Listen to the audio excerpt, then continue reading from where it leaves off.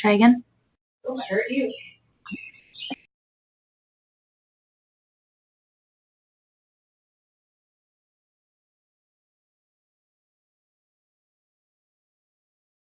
Now? Okay. Turns out my headphones aren't compatible with the microphone. Okay, so sorry that you all couldn't hear me. So basically, I'm going to give it another minute for some folks to get in case we're having any technology issues. But I did want to start by saying welcome. I'm always so excited to meet my materials students. It's such a small and awesome major, and it's really, really cool to find out how all of you discovered it before getting to college. So just to kind of give you a quick background, my name is Cara, and I am the materials advisor for the class of 2023. However, I did advise materials engineering students last year as well. So I'm definitely familiar with the curriculum, and I can confidently say that you guys have a wonderful department that you're getting into with a lot of really engaged faculty who really want to get to know you all. So before we really kind of get into the meat of this, just to kind of give you a quick tour of the webinar and how it works. For now, I would ask that it looks like most of you are muted already. I don't hear anybody, but if you're not muted, go ahead and mute your microphone. For the first 20 to 25 minutes, hopefully, I'll be kind of talking, a review of a lot of materials we've given you all so far. And then if you have any questions that come up along the way, you should see an icon that looks like a little chat bubble, and that will bring up the chat.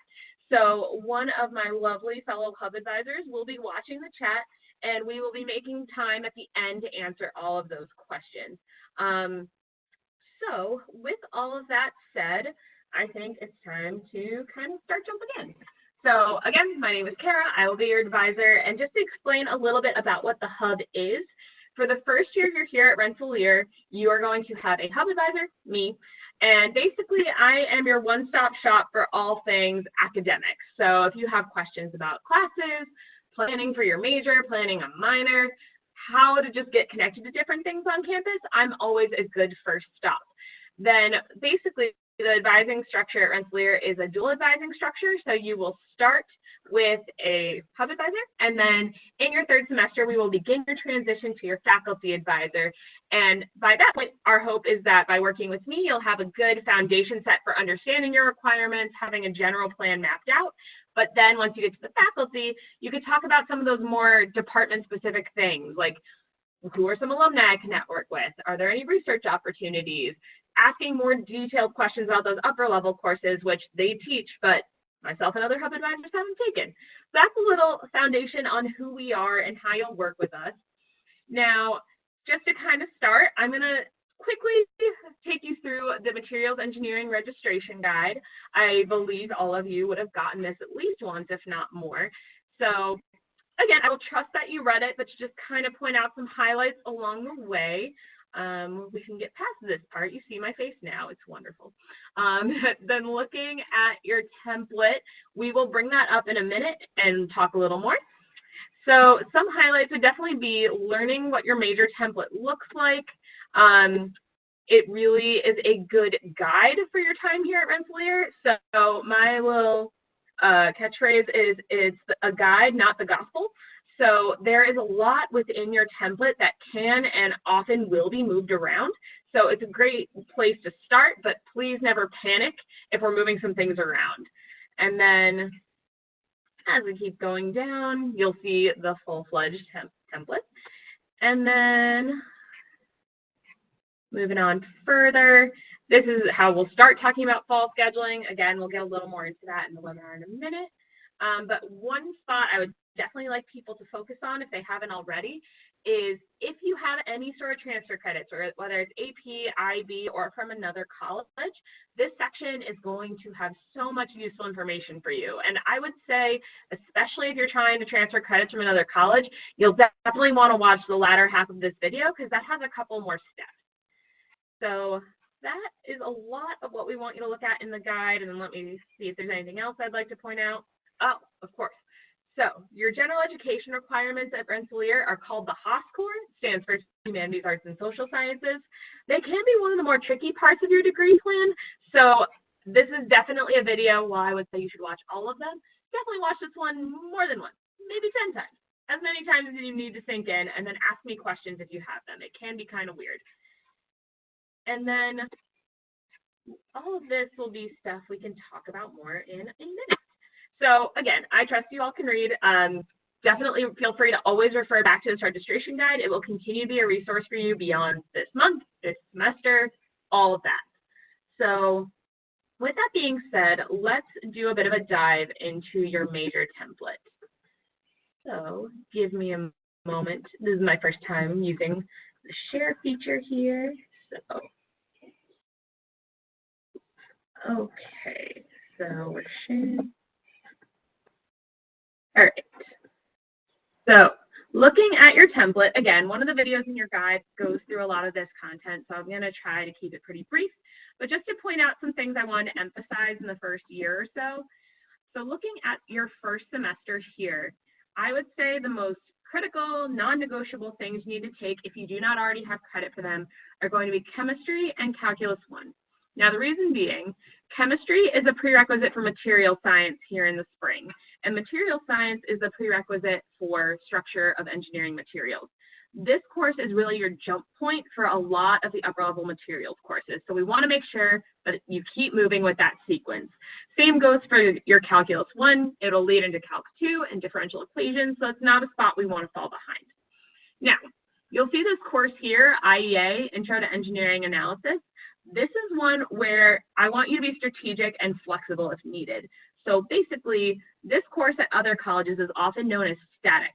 And if you've heard of statics, you would really like to know physics before you take it. So this is one where it can be very flexible. I would say if you have physics credit from high school in some way, where you've taken physics 1, you feel good about it, go right ahead and jump into that first semester. If you don't have that college level physics background from high school, and many students don't, then I would say that might be a good time to swap physics 1 into the fall and take IEA in the spring. As I said, these templates are flexible, so this is one of those moments where it would be great to flex. Then it would be great for all of you to take Materials 1200 your first semester. It's a great 1-credit intro course to your major, generally a lot of fun. Now, since it's only offered at one time, if it's conflicting with something you just really, really love, then you do have an alternate option called Engineering 1300, Engineering Processes. And that should be down in the footnotes here. So as a side note, don't ignore the footnotes. So it'll tell you some fun hints like which courses can easily be moved around. Sometimes it'll tell you if a course has a substitute. So for example, with Engineering 1200, that's generally the one the department recommends. I'd say most material students take Engineering 1200, but that footnote tells you they'll also accept Engineering 1400. So basically, you will see these templates a lot over your time here. Pretty much every time you meet with me, we're going to be taking one and just crossing things out and making plans on it.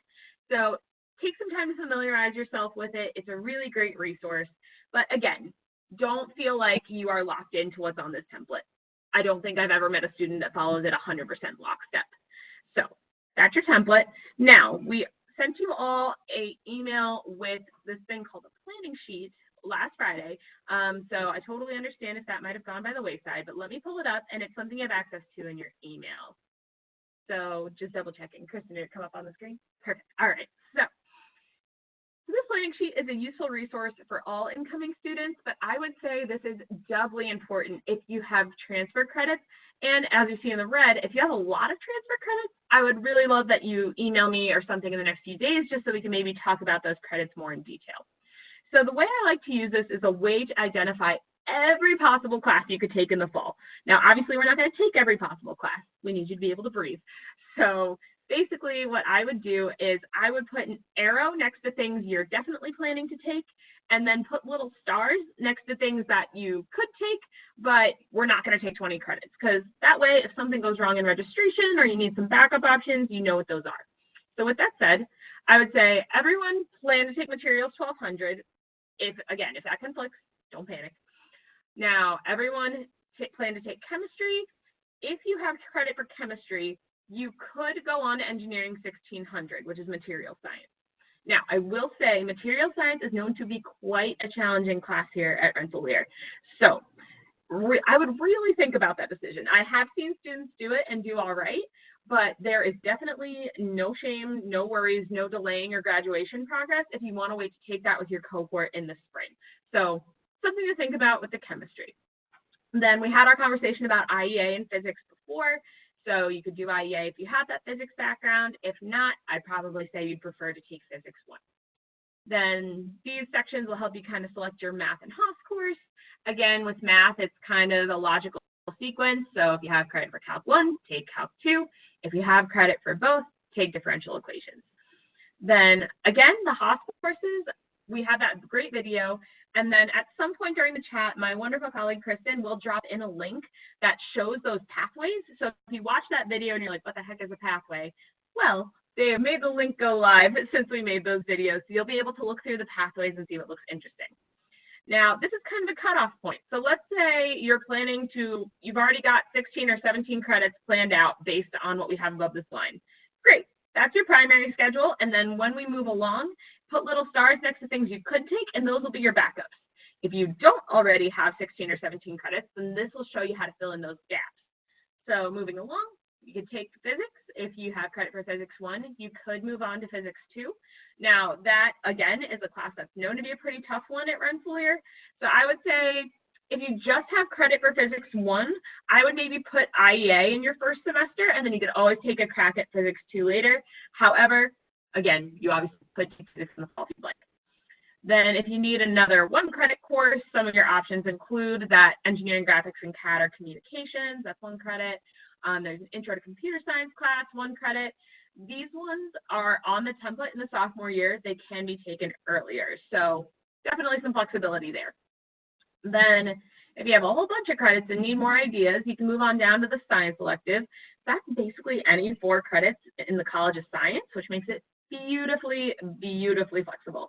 So some common options that fulfill that requirement that you might be bringing in would be Intro to Biology, or Bio 1010 and 1015, or Chem 1200. But if you, let's say you really enjoy math, you could take multivariable calculus, you can take computer science courses, you can take more chemistry courses, really wide open there. And there's no rush on that, just has to be done before you graduate. Then we're getting to the end of our options here. So number 10, if you are coming in with Calculus 1 credit, there is a class called Modeling of Analysis and Uncertainty. We call it MAU here. So that is a statistics course. So it's not going to replace other courses in your math sequence, but it is another class you have to take at some point. That one, I would say, if you have Calc 1 credit, you have the prereq.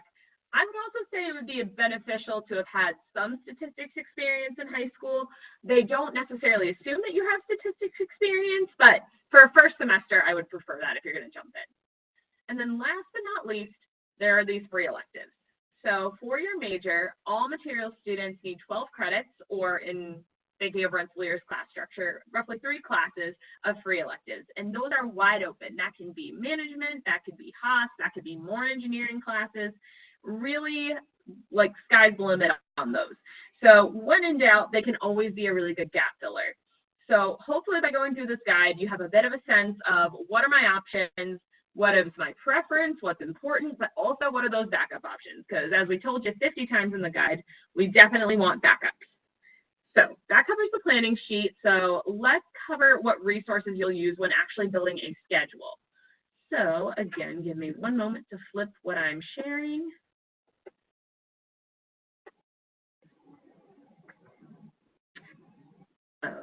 Okay, so let me just make sure I flip the screen. Okay, so again, in the video, you should have seen a video on how to use YACS, which is the course scheduling tool. So I'm just going to do a real quick live tutorial and mention a couple of things. So let's put together a quick potential schedule. So I'll throw in Chemistry 1. If you want to only consider certain sections, then you can click on them individually. So let's say I'm a morning person and I want those 8 a.m. classes. Then I'm going to pick those specifically and then hit schedule to add it to the tool. And then moving along, another one I'll put in is physics. So one thing I want to mention is in the fall, Rensselaer has a really great program called Physics Mentoring, where you can work with an upperclassman who has gotten an A in the course before. So it's required that you register for your Physics 1 and the mentoring section at the same time, or you're going to get an error message. So to do that, you would add Physics 1 to the scheduling tool, but you would also need to add Physics 1960. And as a side note, as I'm going, if you want to consider all sections of a class, just click the title. It'll highlight all of them. And then just for one last thing on, let's throw in this class. Now, one thing I want to mention is the registrar is somewhat strategic in rolling seats out. So for a lot of these IHSS courses, for example, which are your first year inquiry courses, they're going to say 0 seats. There's not going to be 0 seats. They will be making those numbers more accurate right before registration. When in doubt, always check SIS, the Student Information System. Since you actually register through there, those numbers are going to be the live and correct numbers as to how many seats are in the class. YACs can sometimes be on a delay, so I'd say this is great for building your schedule, but right before you register, make sure you go through and check that schedule in SIS to make sure things will go through. So let's throw that in. So basically, what do we have here? So I have over 300 schedules. That's a whole lot to look through. So usually what I recommend to students is start thinking about what criteria is relevant to you. So are you an athlete? Do you need to be free by 4 every day because of practice? Okay, then you would want to go through and remove classes that meet later than that. I also want to mention, for some of these courses, like physics, you'll sometimes see this really late time. You'll look at it and you'll be like, why do I have to do that? That is the common testing block for the class. So that basically means that no matter which person you're taking the class with, which lecture section you're in, everyone takes their exams at the same time because good for academic honesty. So a test block like that, you will only go maybe 3 or 4 times a semester. So don't think that you're going to have a 6 to 8 p.m. class every week. So just to get rid of some examples, I'll just unclick a couple random ones here. Now, you'll see these little red error messages, which means that based on something you have in your schedule, so in this case, probably my IHSS class, there is no possible way to fit that exact section in. This usually, again, comes in more when you start picking things like an IHSS where there's only one section available. So that helps you narrow down. So just by unclicking some of these things, I've already eliminated over 200 schedules. So once you get down to a number that feels workable for you to look through, you can click and see how things move around. And then once you find a schedule you like best, one of the relevant things you'll need to know are these 5-digit numbers up here, which are called CRNs. So these are the numbers you're going to need to type into SIS in order to register. So speaking of which, let's jump over and look at that piece of all of this. So again, bear with me as I switch.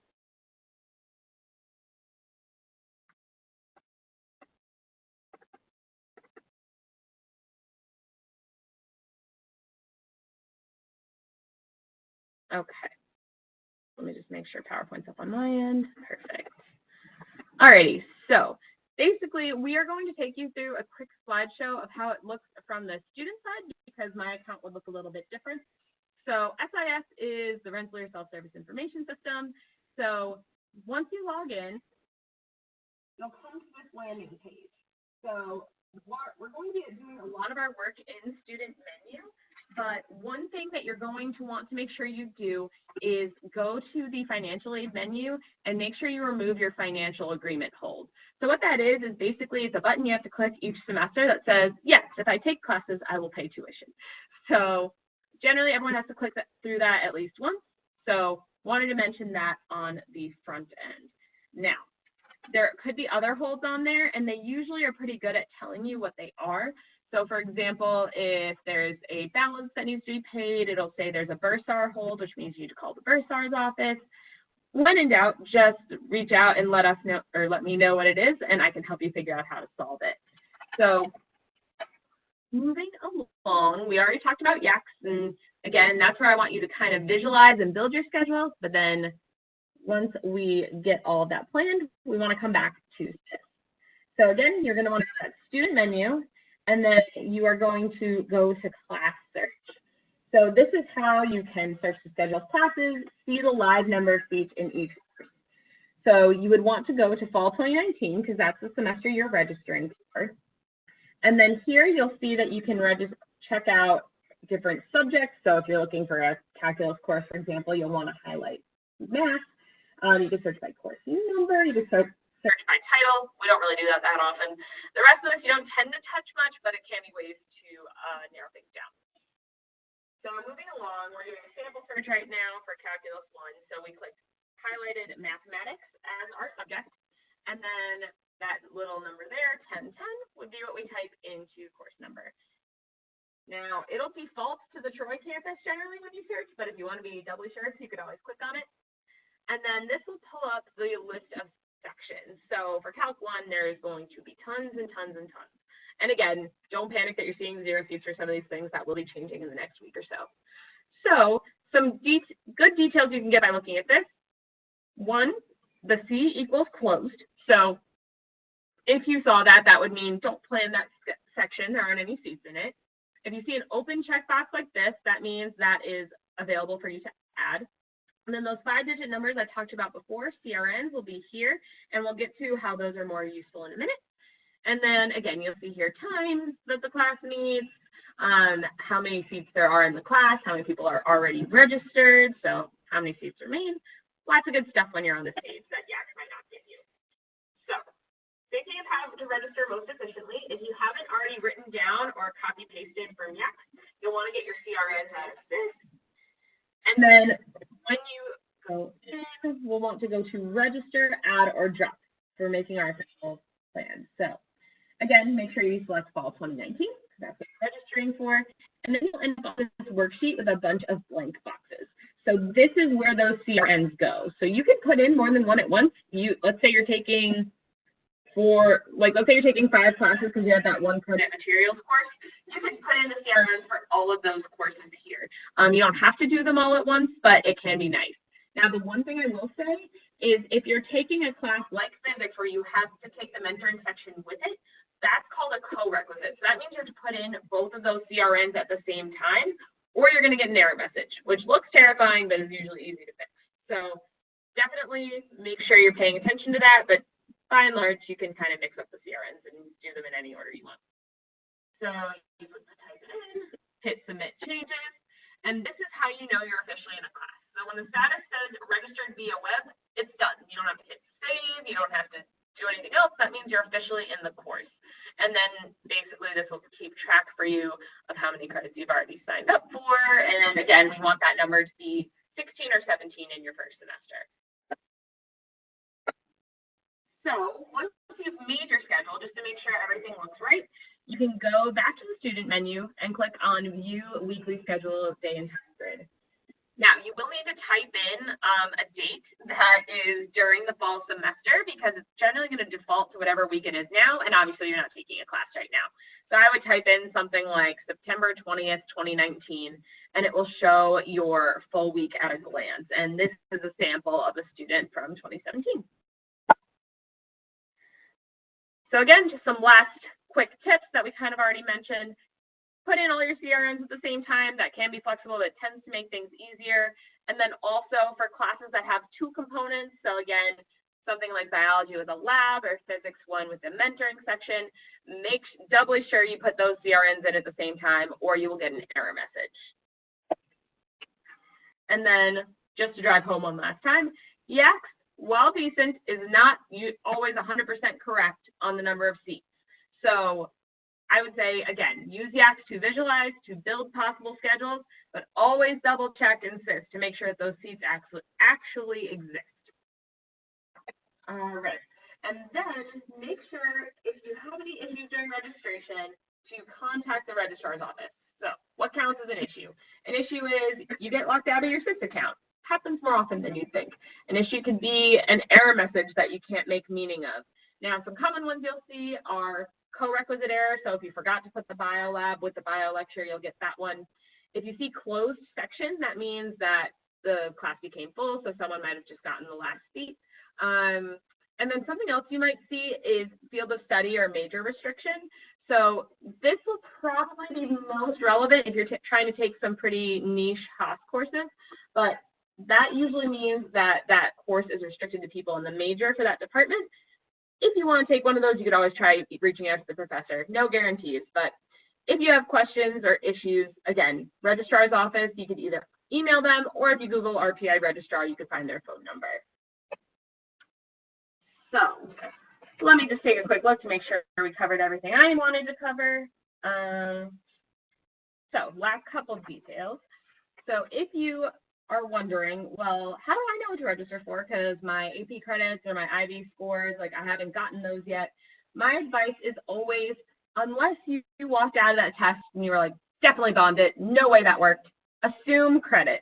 Generally, people here do really well when they take their credit and move on.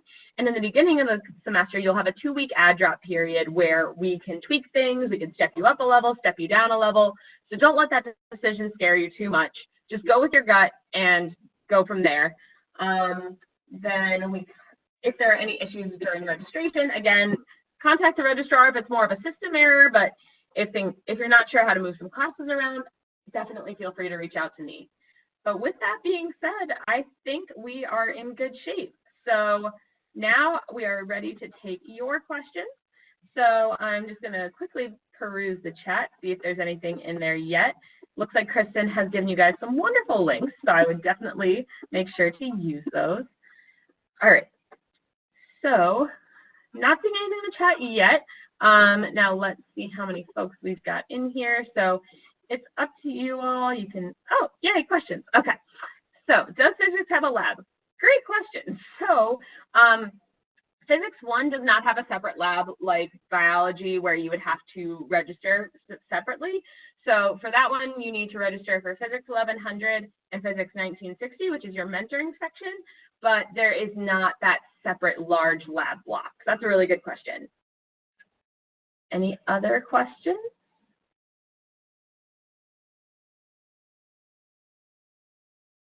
And since we don't have too many folks in here, if people would feel more comfortable speaking their question, you are welcome to unmute yourself at this point and you can talk, but obviously typing is all right as well. Is there time we should leave open for lunch? That's a good question. So one of the beauties of college is that you get to decide. So when you're building a schedule, I would usually say in your first semester, try to keep a certain structure to your day so that you make sure you have breaks for meals, not lumping too many classes on one day, but it really does come down to your decisions and your comfort level. I know personally, in my first semester, I had things spaced out a lot, and I think that was good for transitioning in. But as college went along, I found that I was a person who really liked to clump all my classes on 1 or 2 days, so the other days were lighter. There's no right or wrong. When in doubt, give yourself some time for food, but dining halls are open for several hours a day, so it's not like you have to be free between 12 and 1. It's definitely more flexible than that, so there's not a certain time you need to block out.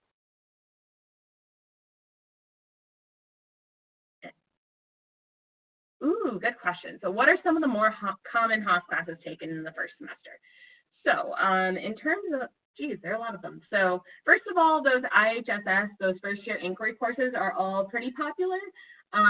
They generally are a little smaller, tend to kind of delve into some pretty cool topics. So a lot of students really like to do those. I've heard really good things about a lot of them, such as exploring music at Rensselaer. There's some different philosophy ones I've heard are pretty cool. So those are a very popular group. Also within the IHSS is Principles of Economics, and that's a big favorite amongst engineers. The professor is really, really nice, and that is a very popular minor that people will pursue. Can also be what part of a pathway. Another very popular one I would say is psychology. So Psych 1200 is very, very popular here. And again, a very popular class that often will lead to a minor, or with these new pathways, you can do that as well. So I would say probably econ, psychology, and those IHSS are the most popular. But generally speaking, if the class doesn't have prereqs and it's not restricted by major, it's fair game. So if you have a specific interest like painting or sculpture or something, like by all means, pursue that. Okay, and let's see some other questions in here. What was the class you take with physics? Okay, good question. So the class that you would need to take with physics is Physics 1960, and that just signs you up for the physics mentoring session. So basically that'll be a meeting. It's a little less than an hour a week, again, with that physics mentor, which is going to be an upperclassman here who got an A in the course. So they can kind of give you that insider's perspective on how to study, what to focus on. Physics dropped in, or Kristen dropped in the code and the name. So yes. And then, do we have a classes to take with chemistry like physics? So in the spirit of keeping things confusing, they do things a little bit differently depending on different science departments. So for chemistry, you will still have a mentoring section. However, it is completely lumped in with your Chem 1100. So I know that's weird. You still do have mentoring, but you don't have to register for it separately. It is all part of your registration for chemistry. Good questions, guys. Keep it going.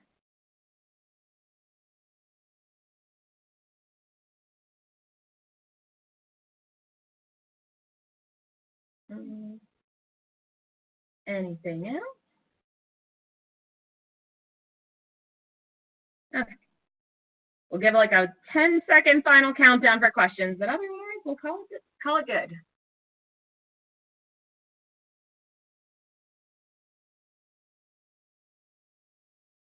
Ooh, good one. So if you play a sport, when should you not take classes? So this is something I would definitely encourage you to reach out to your coach about. The general guidelines we tend to hear is that most sports practices are after 4 o'clock. So generally, if you're on a varsity, and by the way, this is for like NCAA, like athletic teams. If you're in intramurals or something, things are very flexible. But generally, for varsity athletics, it tends to be 4 o'clock onward. You would not want to plan anything aside from those test blocks. Obviously, your sport will not keep you from taking tests. But definitely reach out to your coaches because some of them have different schedules when it comes to like lifting in the morning and things like that. But generally, you can assume that you don't want to take classes after 4 if you're on an athletics team. Good. Anything else?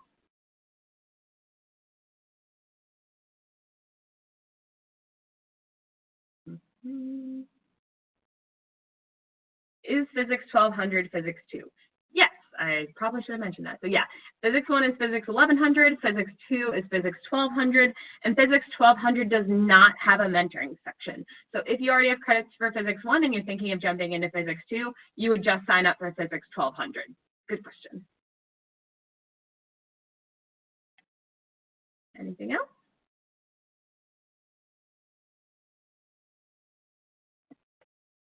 Also, I'm pretty sure it's everywhere, but just for good measure, I'm going to type my email address into the chat.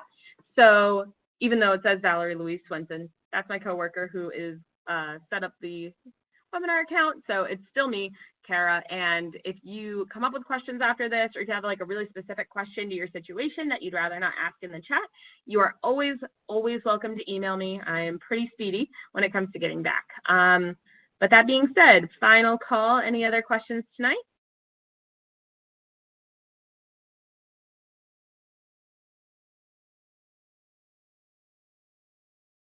All right. Well, I'm so glad you all were able to log on and join me. Considering how small this department is, I think we got most of you, which is pretty exciting.